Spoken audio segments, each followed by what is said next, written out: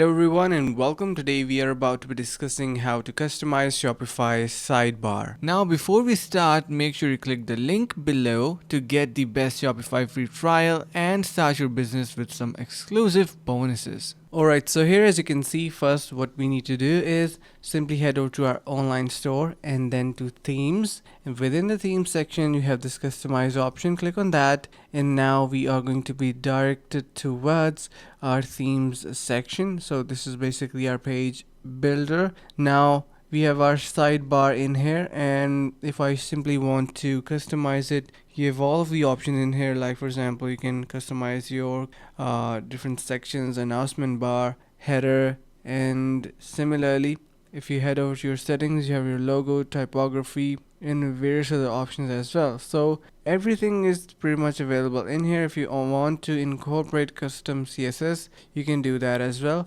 So if you want to add another bar or anything like that, you can see we have different options in here as well. So that's how you can customize your Shopify sidebar and your entire store. I hope this is the one that you're looking for, and hope this video was helpful. Finally, make sure to click the link in the description below to take advantage of our exclusive Shopify free trial to start your business right away.